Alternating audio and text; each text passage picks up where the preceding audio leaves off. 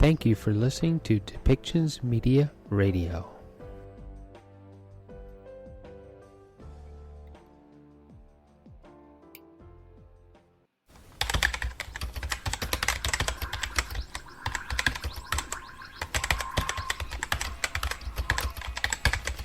Welcome to Policy and Rights, the show about human rights and government policy.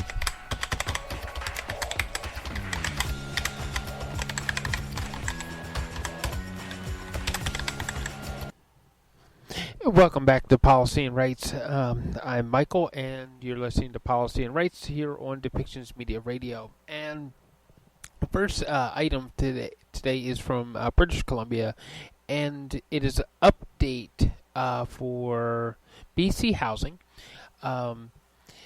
where the cost of real estate in British Columbia has really skyrocketed, and the cost of renting and other costs that also deal with real estate really needed to be addressed. Since COVID-19, there has been a rent freeze, and in the next statement that's going to come from Spencer Chandra Herbert, MLA, he's going to tell us that that rent freeze is going to continue until the end of 2021. But there's going to be some other changes to the rental market that will penalize landlords for things like rent evictions and for unfair rent increases, that they're going to actually curb and dictate what a rent increase could actually look like. So there's going to be a lot of changes. Him and also MLA David Eby, they have worked together as a housing task force, and they come up with a new legislation to help renters and also help landlords who want to do the right thing, so that they have a guideline how to act in a fair and equitable manner. So let's listen to what Spencer Chandra Herbert has to say and what is actually going to be in this particular new legislation.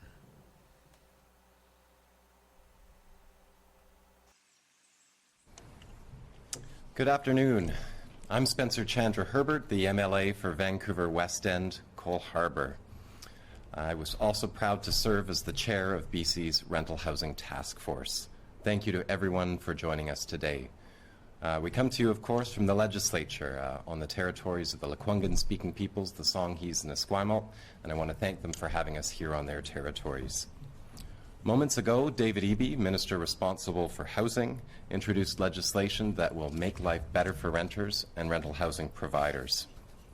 The changes are much needed, and they came about because of advocacy from renters and rental housing providers, and because they were recommended by the Rental Housing Task Force, which I chaired. I want to thank Premier Horgan for asking me to chair the Rental Housing Task Force, Minister Selina Robinson, who had been the Minister for Housing at the time when I started the work, Minister Eby for listening to the voices of renters and rental housing providers, and of course my other panelists on the task force, MLA Olson and MLA Leonard, for their work on this. So we did a full review of the rental legislation in BC. We talked to landlords, we talked to renters, we talked to advocates, lawyers, we looked at other systems around the world to try and find a good package that would balance the needs of all parties to have a more secure, a more successful environment for people to live. Better homes, better housing, a better relationship between landlords and renters. While we did that work, we heard many stories from people, stories I was familiar with as the MLA for the West End. Stories about rent evictions, where people would be given an eviction notice, told they had to leave because there were massive renovations coming, only to find out when they looked at the real work that was being suggested, it was just a coat of paint or just some tiles in the bathroom or in the kitchen. Work that could have been done with keeping people in their homes, work that never should have led to eviction notices and that fear of eviction, or real evictions, because many people don't fight these kinds of things or they don't know their rights and they end up losing their housing.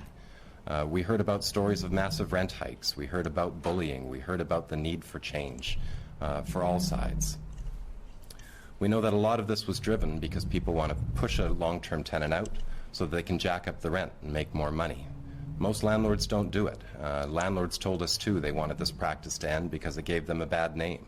They didn't like having to work alongside folks who were just trying to kick people out so they could jack up the rent and make some more profit.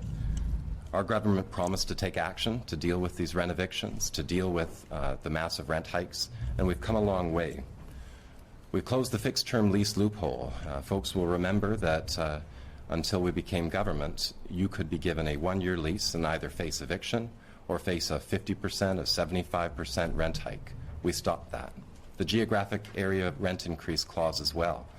Folks in my neighborhood were facing 73% rent increases under that clause. We got rid of it. We helped turn 18,000 empty condos into homes so people could have a place to live through the use of the speculation tax. A personal victory, we established the Compliance and Enforcement Unit. Up until this unit was created, there was no force to actually investigate legitimate complaints of breaking the law again and again and again. And there was no way to hit people with real penalties to stop them from doing these kinds of behaviors. We changed that. And in fact, the Compliance and Enforcement Unit has done such a good job. I know many, many people are now happily housed in their homes instead of facing that kind of threat of eviction because when there's a repercussion, people follow the law. We also cut annual rent increases in half. Under the former rules, you used to be able to face 2% plus inflation. Highest rent increase in the last decade, I think, was 4.3%. We cut that in half, and now we froze it when the pandemic hit. And so with these changes, I think life will get better for renters and rental housing providers, and I want to tell you what's in the bill. So as I mentioned, we're fulfilling our promise to extend the rent freeze till the end of 2021. That means that British Columbians will know that their rent cannot go up this year. This makes life more affordable, and this makes it so that people can plan ahead. Moving beyond 2021, we've also made sure to change the law so that rent can only go up at the rate of inflation, no longer inflation plus, in the sense that it used to go up in. We know how difficult the rental housing market can be and how challenging it can be to find a place. That's why we want to make sure people can stay in their homes.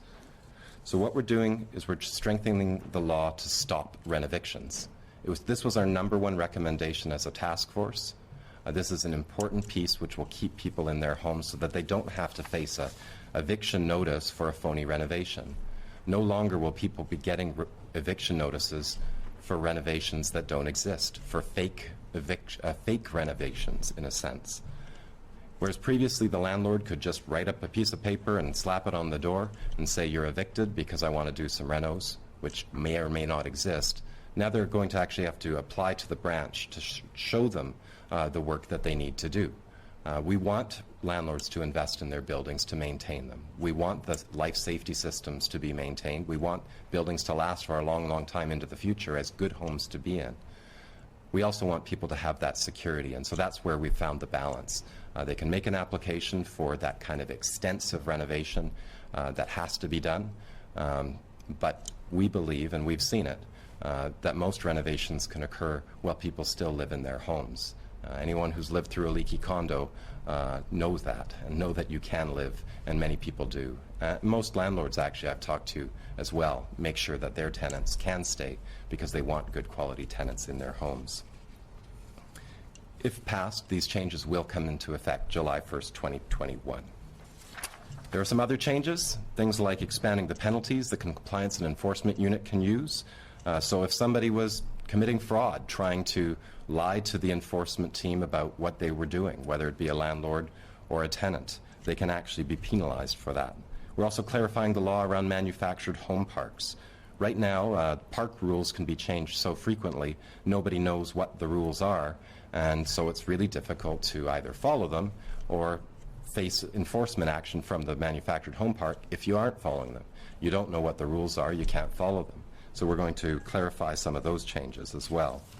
For too long, we believe that renters and rental housing providers weren't listened to. They dealt with massive rent increases, unfair rules, no enforcement, and a real lack of fairness.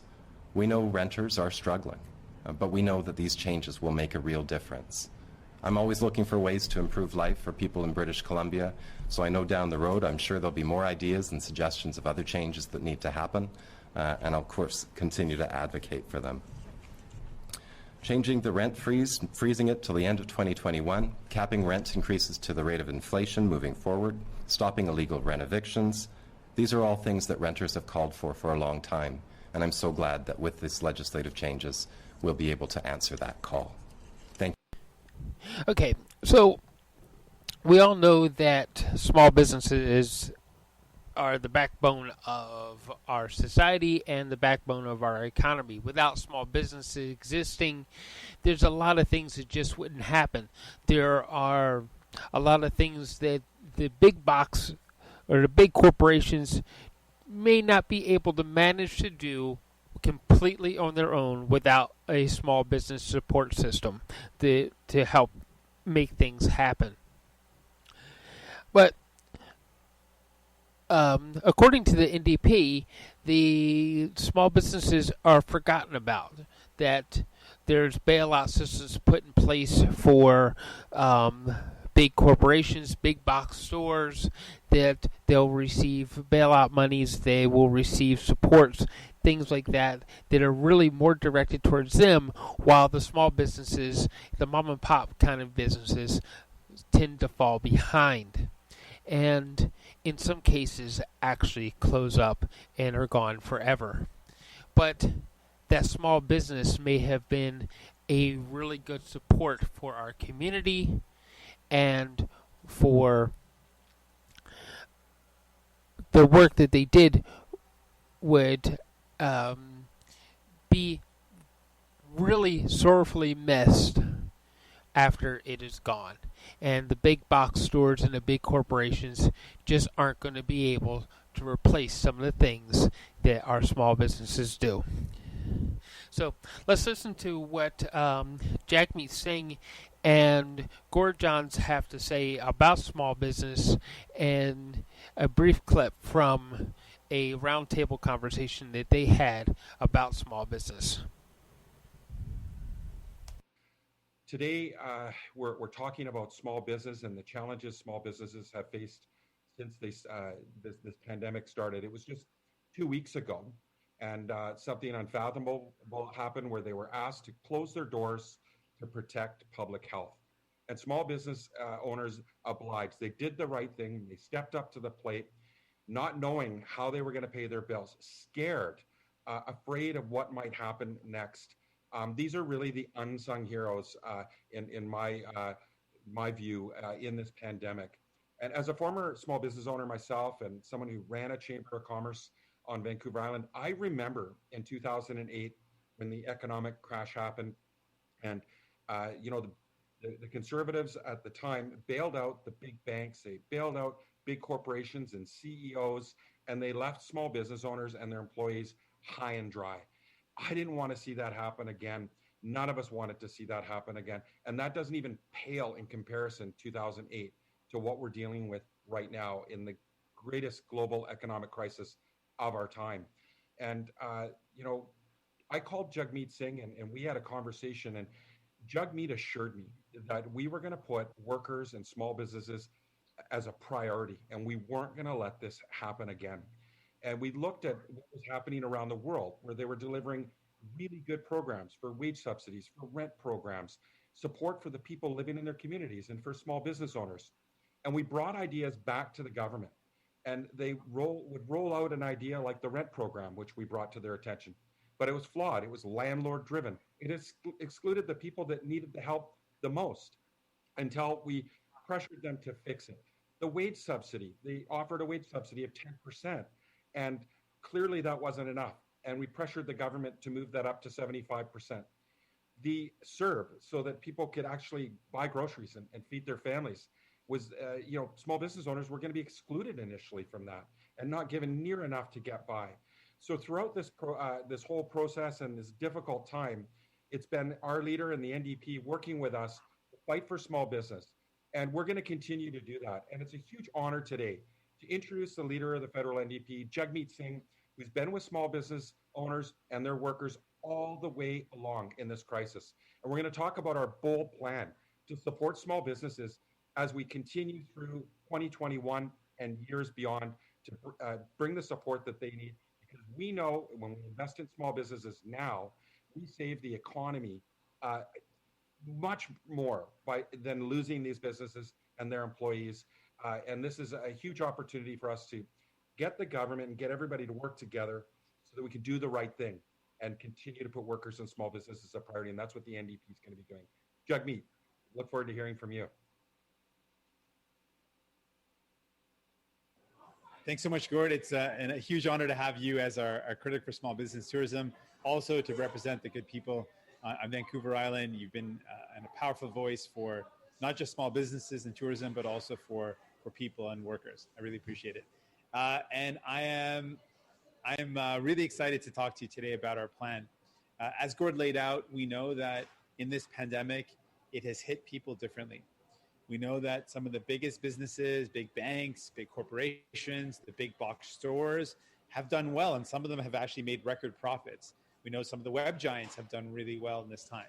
But while Justin Trudeau and the Liberals supported the big businesses, they let small businesses behind. And a lot of people are worried about what that means for their communities. And when we think about a community, it's really the local community store, the coffee shop, the local business that makes that community special and vibrant.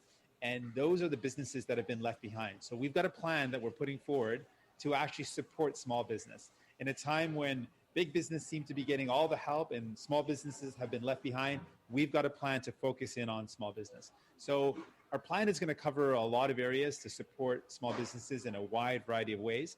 But I want to lay out 3 of the key pieces that will make a big difference for people right now. First of all, small businesses need some sense of predictability in the future. We know that this has been very uncertain times. So what we're proposing is, first off, to continue the existing supports. We know that small businesses need the wage subsidy to continue so they can keep their staff hired. We know that they need to continue to have rental supports. So we're going to fight to continue those existing programs.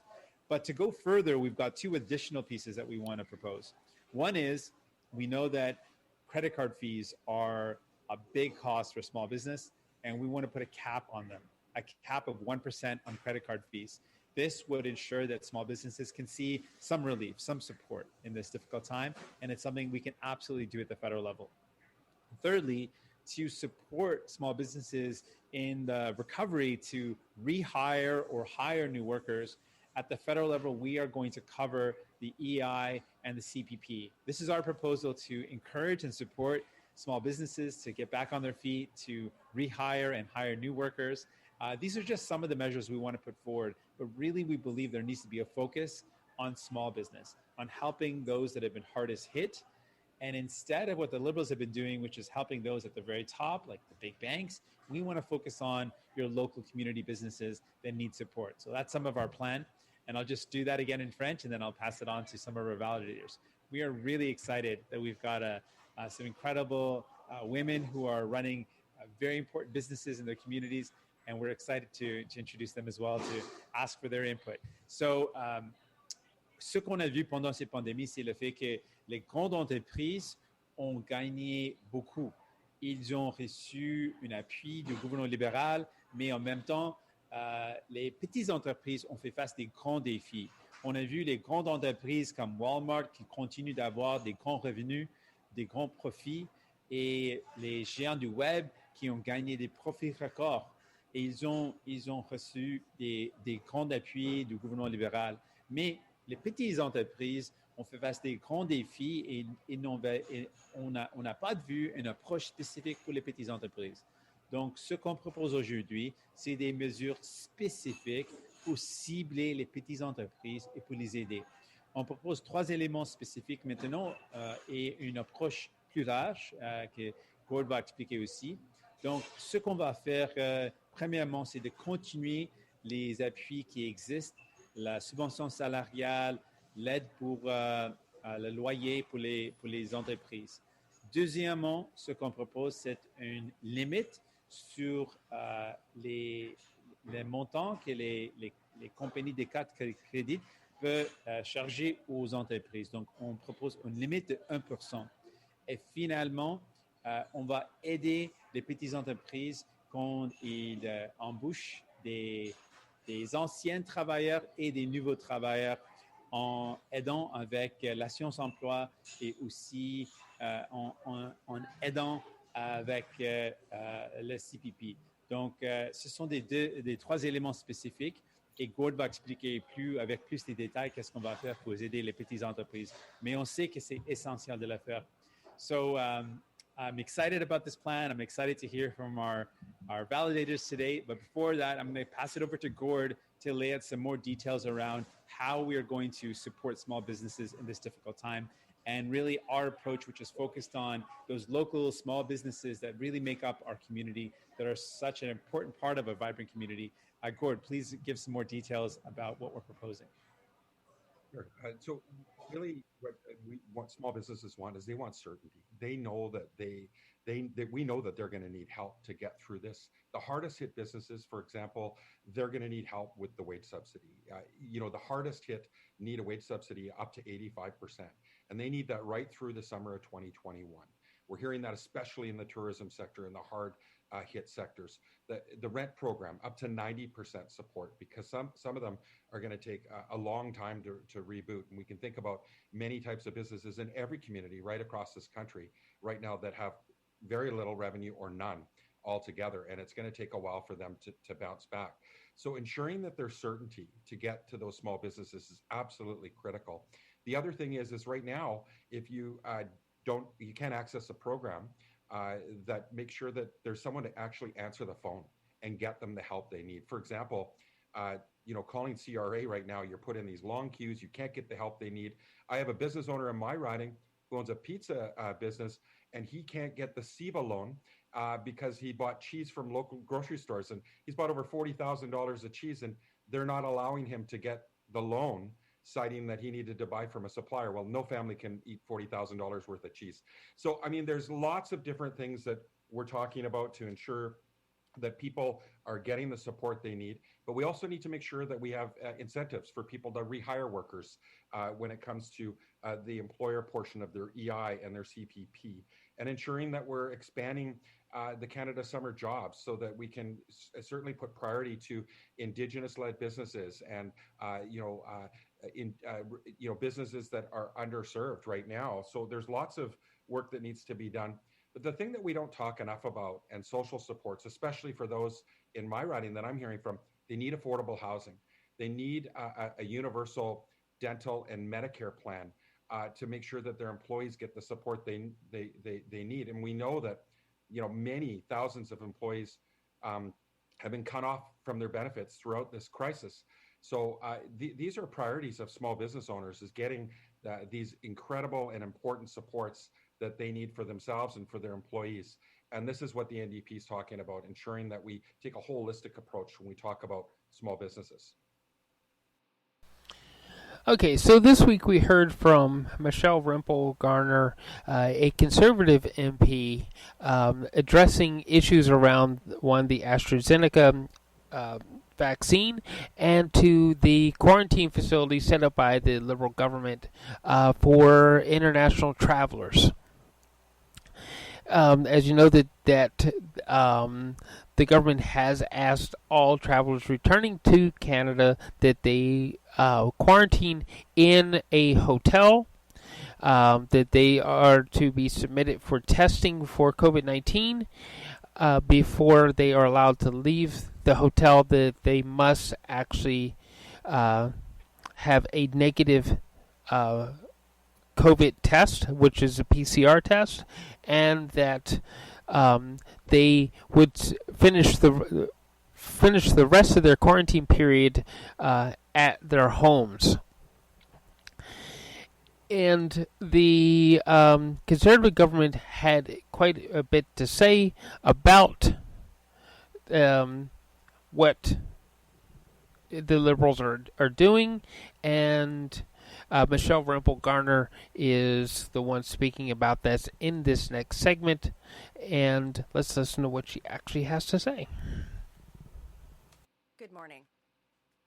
This morning I will address two issues: the use of the AstraZeneca vaccine in Canadian seniors and the federal government's quarantine hotel program.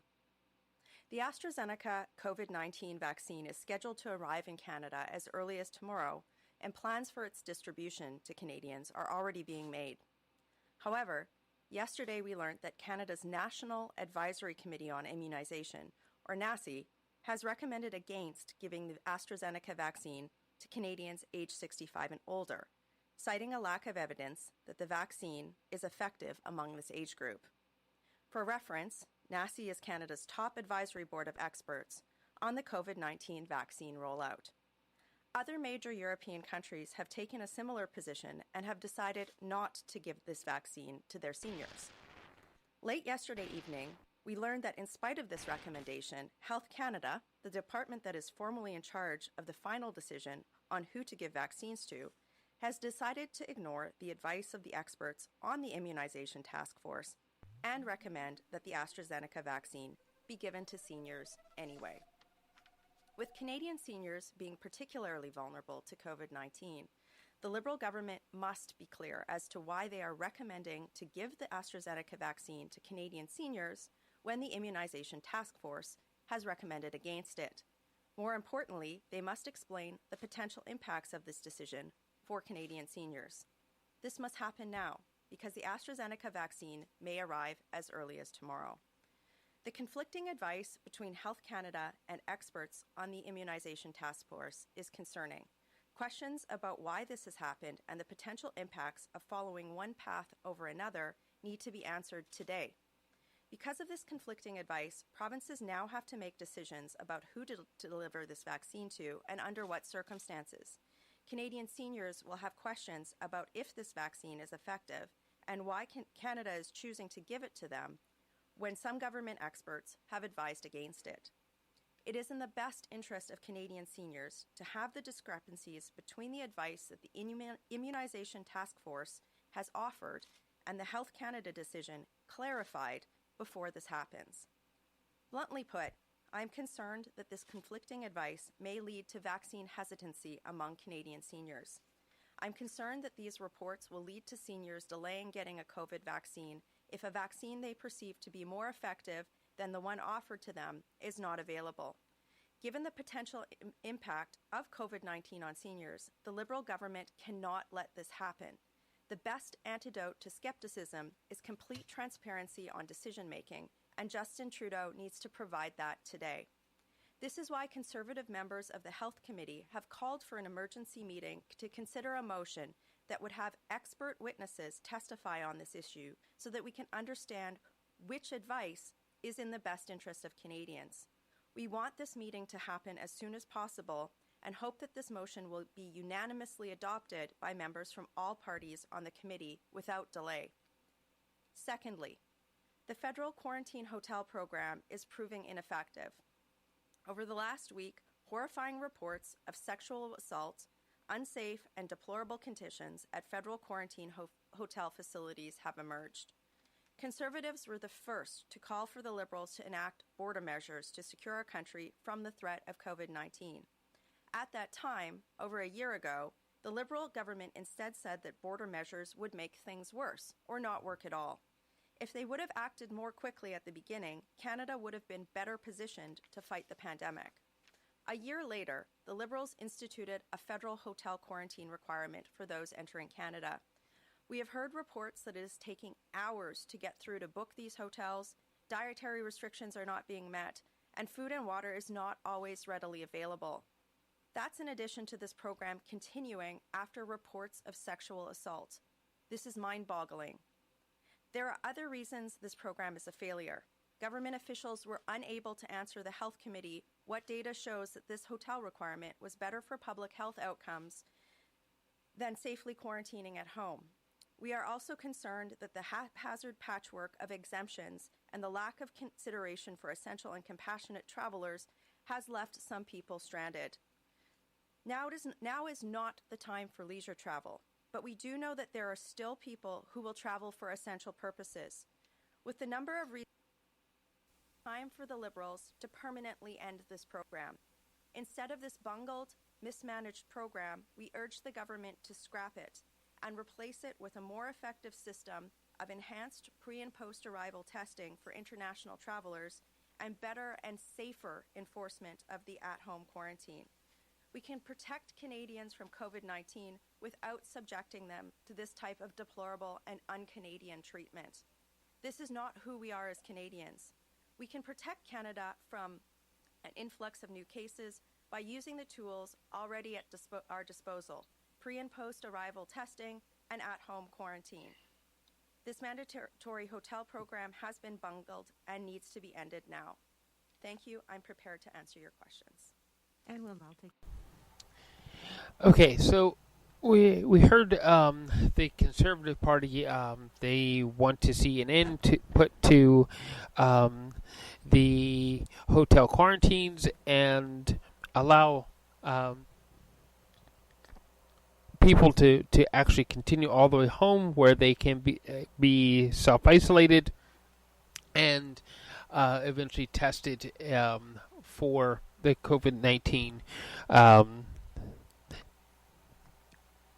And we also heard that there's a lot of concern about the AstraZeneca vaccine. And in the next segment, Dr. Bonnie Henry is going to come on, and she's going to talk about some of the testing that's actually done. But while she was getting to talking about the testing, she did make a statement about the AstraZeneca vaccine and how they are hopeful that the age limitation of 65 will eventually be lifted away, because when Europe actually first approved and tested the vaccine for effectiveness, that they did not actually test people within a certain age group, and that's the concern that NACI has actually brought up, and the reason why they want to put a halt, because they want to make sure that it is going to be effective, and they want to see proof and test proof of that. So let's move on to what Dr. Bonnie Henry has to say, and she's also going, in this next segment, she is talking about a testing strategy and how the Public Health Office of British Columbia is actually using the different types of tests to help narrow down the time frame between people becoming systematic or being exposed to actually knowing that they are positive or negative for COVID-19. So let's listen to what she has to say on all that. So also today, I wanted to bring us up to date on something that we've also talked about quite a few times over the last number of months, and that's our strategy and our plan for use of point-of-care testing. So part of our response, we are using these rapid tests as another tool to support public health contact tracing and outbreak response efforts.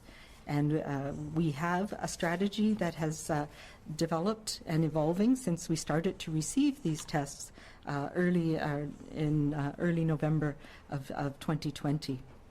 So there's a couple of things that we need to sort out. When we talk about rapid testing and point-of-care testing, we do have some PCR. So PCR is the lab-based testing. It's our gold standard. It's the one that we use for a diagnostic test for COVID-19. It's high sensitivity, so it's the most accurate of the tests that we have. And we do have some machines that are able to be used in smaller settings that are outside of a laboratory. So they're called Gene Expert or BioFire machines. And we received some of those earlier on. We had a few here in BC already that we repurposed to be able to put in smaller communities. And the whole purpose of that was try to reduce the turnaround time from when somebody got a test to when they got the results. And we report on turnaround times. And for PCR testing, the turnaround time now is less than 24 hours in most places. But in some communities, the travel time to get even to one of these point of care PCR tests can mean that there's a delay of a day or two. And this is where rapid testing can come in to fill a gap. So when we're talking about these rapid tests, the point of care rapid tests, we're talking about two types of tests that have come into BC. One of them we call a RAT, which is the rapid antigen test. So it looks for the antigen in the swab, and it's what we call it a laminar flow test. So that's the little ticket test. Right now, those still require either a nasal pharyngeal or a nasal swab, so you have to stick the swab up your nose. It can't yet be used with the swish and gargle and spit test. Those ones we use in places where you can do multiple people at a time. The other one that we've had in Canada that we started to receive in November was nucleic acid amplification tests, so RNATs.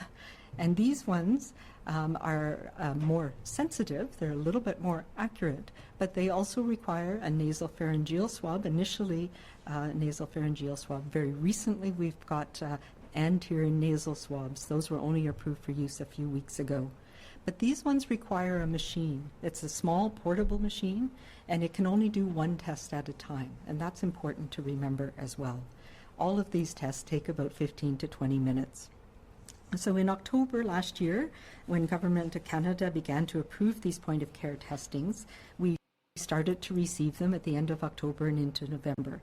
It's important to recognize, though, that there is a step that needs to be taken when these are shipped out to validate each lot of tests. And we do this for many things. It's a quality assurance process to make sure they work as they're supposed to. And that validation process could not be done in the scale that it needed to be done by the federal government, so we were required to do that here in BC. So we did that as rapidly as possible through the BC CDC, the St. Paul's Laboratory, and those tests were validated mostly in November and into December. Since that time, we've done 39 pilot projects across BC about where these tests can be used to try and determine where their best use is. We've used them in settings from long-term care facilities, rural and remote settings, so times when that turnaround time to get the more accurate test takes too long, in our provincial correctional facilities. We've used them in a number of different situations to manage or to assess outbreaks, in workplaces where we've had a number of workers who are positive. It allows us to rapidly assess the scope of how many people might be affected and to supplement it with PCR testing. We've been using it as well to help us understand whether there's been transmission from the variants of concern in school settings.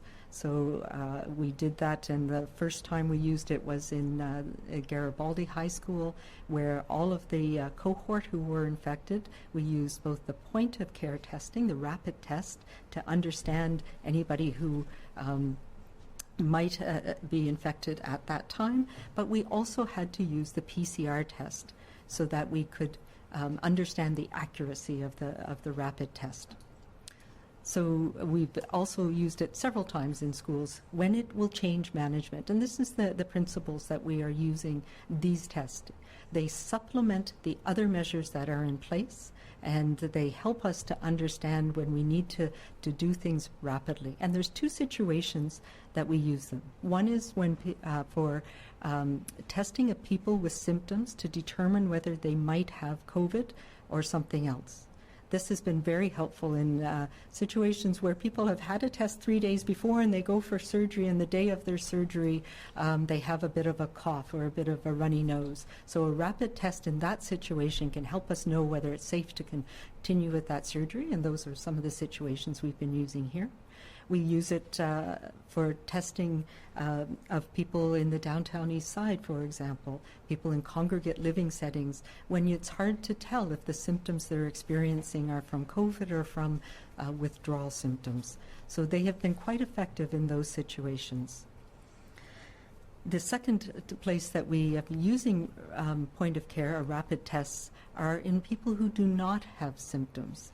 And it is in that situation that it is more challenging to understand where the role of these tests is. We have been using it in a number of long-term care homes to screen healthcare workers when they come into work who don't have symptoms, to see if they may have COVID-19, asymptomatic shedding. And we've done that in 7 different long-term care homes so far. Of the thousands of tests that have been done, 2 of them have been positive. And both of those cases were in facilities that were having an outbreak. So what this tells us is that when the background level is higher, your probability of picking up somebody who has an asymptomatic infection that doesn't have any symptoms goes up, and that they're not as useful in areas where the background levels are low. So if our community transmission rates are low, screening with these less sensitive tests is not very effective. It doesn't help us because the yield is so low, and they have a much higher false negative rate. In those areas where we have an outbreak or where our community transmission rates are higher, that is when they might have more utility, and those are the areas that we're looking at more closely. So we really want to look at accessibility. It's helpful in areas where the gold standard PCR test is not as accessible. Where we need to make a decision right now, so rapidity, where quicker results will change what we're going to do on a day-to-day basis or on a right now basis. And the advantage they have is they're relatively low cost, the tests themselves, but they do continue to need to be done within a healthcare environment. They are a medical test, and they do need to have a quality assurance program, and we need to connect with public health for every positive that needs to be validated, and to be assured that we can follow up on anybody who tests positives. Okay, so hopefully that explains that there is actually a strategy to actually testing and a methodology being used to ensuring the accuracy of all of the COVID-19 testing that is being done, and that same type of thought process is also being put into ensuring that the vaccines are effective in slowing down the severity of disease in different age groups of people as they're being vaccinated. So let's move on to the next segment. Next segment, we have Dr. Tedros with the WHO, and he is talking about encouraging more collaborations between companies to ensure that production gets speeded up, that technology transfers help get products out to the public faster, so that vaccination programs around the world with different countries can be sped up and put in place. So he spoke specifically about AstraZeneca and Johnson & Johnson partnering with Merck. And at this time, why don't we just listen to what he has to say about the partnerships and the meaning that they actually have to helping us get through this pandemic. Thank you, Christian. Vielen Dank. Good morning, good afternoon, and good evening. As you know, this was a landmark week for COVAX, with the first vaccination starting in Ghana and Cote d'Ivoire.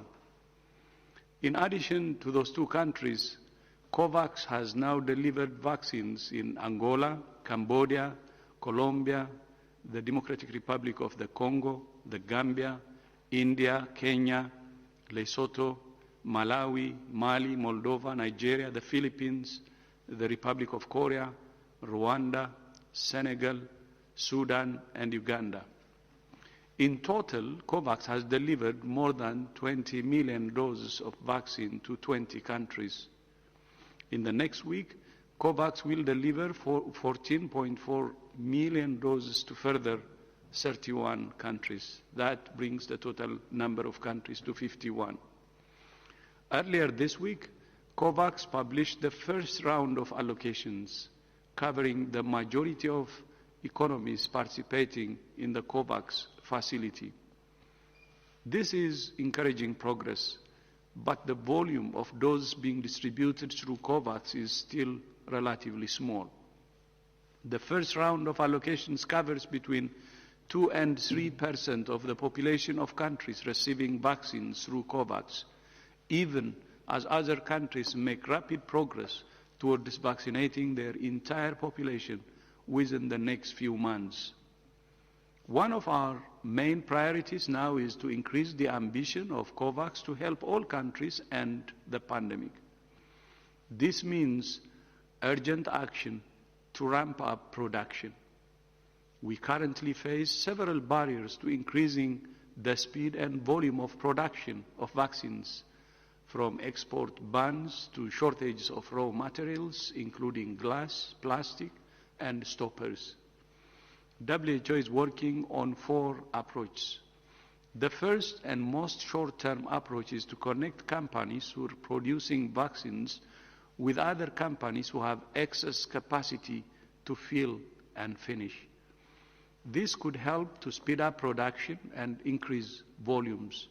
For example, part of the deal between Johnson Johnson and Merck announced this week is for Merck to provide fill and finish for the J&J vaccine. We need more partnerships like this, and we need them in all regions. WHO can support this process by identifying gaps and providing a matchmaking service between vaccine producers and companies with capacity. The second approach is bilateral technology transfer through voluntary licensing from a company that owns the patents on a vaccine to another company who can produce them. A good example of this approach is AstraZeneca, which has transferred the technology for its vaccine to SK Bio in the Republic of Korea and the Serum Institute of India, which is producing AstraZeneca vaccines for COVAX. The main disadvantage of this approach is the lack of transparency. The third approach is coordinated technology transfer. This would involve universities and manufacturers licensing their vaccines to other companies through a global mechanism coordinated by WHO, which would also facilitate the training of staff at the recipient companies and coordinate investments in infrastructure. This provides more transparency and a more coherent global approach that contributes to regional health security. And it is a mechanism that would increase production capacity not only for this pandemic, but for future pandemics and potentially for the production of vaccines for routine immunization programs. In fact, WHO has done this before. After the spread of H5N1 influenza in the mid-2000s, WHO supported technology transfer for the production of pandemic flu vaccines to 14 countries, increasing global capacity by more than 700 million doses. And fourth, many countries with vaccine manufacturing capacity can start producing their own vaccines by waiving intellectual property rights, as provided for in the TRIPS agreement. Those provisions are there for use in emergencies. If now is not a time to use them, then when? This is unprecedented times, and we believe, and WHO believes, that this is a time to trigger that provision and waive patent rights. We thank South Africa and India for their proposal to the World Trade Organization to waive patents on medical products for COVID-19 until the end of this unprecedented pandemic. Next week, WHO and our COVAX partners will meet with partners from governments and the industry to identify bottlenecks in production and discuss how to solve them. Tedros in this next segment is joined by an expert on technology transfer and how different collaborations might be able to happen. So let's listen to what his guest has to say now.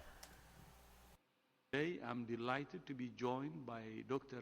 Mary Paul Kinney, the chair of the Medicines Patent Pool Foundation.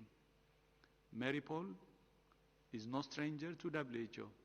Until 2017, she served as WHO's Assistant Director General for Health Systems and Innovation. She is now the Director of Research at INSERM, the National Institute of Health and Medical Research in Paris. Mary Paul, it's always a pleasure to welcome you back to WHO. You have the floor. Thank you very much. Thanks so much, Dr. Tedros. As usual, it is a great pleasure to come to WHO, albeit virtually, and to contribute to the work of the organization. As requested by President Macron of France when he recently convened the principles of Act A in trying to address production issues, what is clear is that we need to be looking at what can be done now in the short term, while we are also looking at the longer term. So as you said, in the short term, while manufacturers with vaccine currently approved seem to have secured capacity to fill all the bulk vaccine they can produce, there are many other products which are in the process of being tested or considered for approval, for which the supply of bulk vaccine is likely to exceed filling capacity. For these manufacturers, access to filling line at drug facilities around the world may greatly increase output. Then there is a medium-term strategy. Existing manufacturers have already established a number of bilateral technology transfer agreements, and many of the vaccine registered in at least one country are already being produced or are in preparation, therefore, for production in other countries. While this is enabling an increase in the global supply, this supply still falls short of demand, and this activity must be increased. And finally, there is a longer-term strategy which will draw from the experience of WHO with influenza vaccines.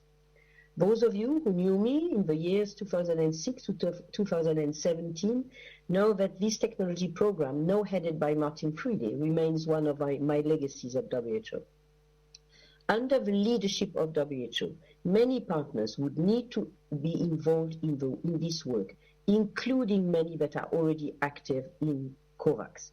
The Medicines Patent Pool is pleased to support this three-pronged approach by leveraging our close relationships with generic manufacturers across the globe to help identify suitable partners to fill and finish needs and potential recipients of technology transfer. And of course, we have a long experience of the licensing process, which will be needed to facilitate this partnership and allow that the licenses which are issued maximize the benefit to global public health. More distributed manufacturing has been pushed front and center by the pandemic.